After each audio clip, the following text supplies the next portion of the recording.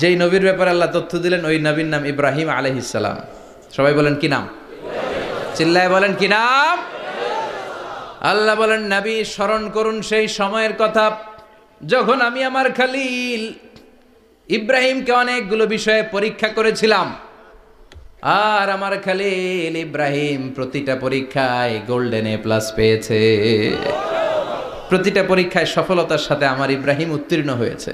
আর ফলাফল স্বরূপ আমি বলেছি ইন্নী জাইলুকা লিন্নাসি ইমামা। ইব্রাহিম, এতগুলো কঠিন পরীক্ষা নিলাম, একটাও ফেল মারলাম না, সবগুলাই পাস। যাও, এর বদৌলতে তোমার আমি গোটা বিশ্বের মানুষদের ইমাম বানায় দিলাম। ইমাম মানে নেতা। ইমাম মানে কি? নেতা। নেতা হওয়া এত সহজ না।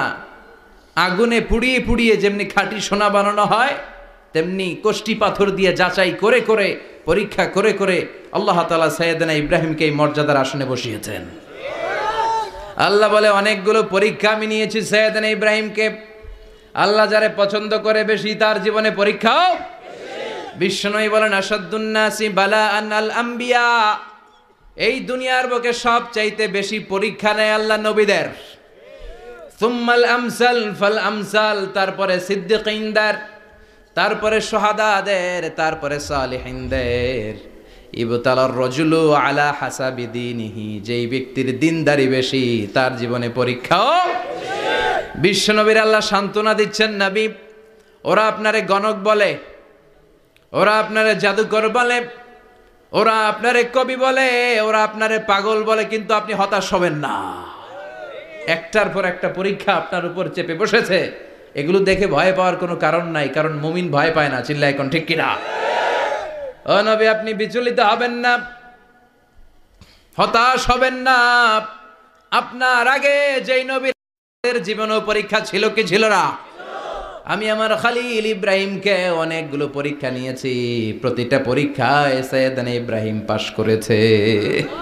বিশ্বনবীকে আল্লাহ সান্ত্বনা দিচ্ছেন। সুবহানাল্লাহ পড়ে।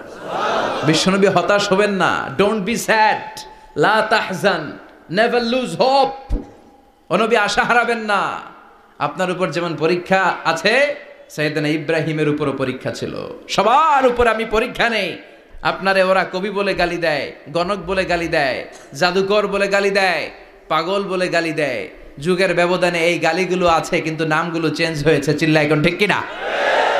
এখন আমাদেরকে কবি বলে না, গণক বলে না, পাগল বলে না, এখন আমাদেরকে বলে কাঠমোল্লা, এখন বলে রাজাকার।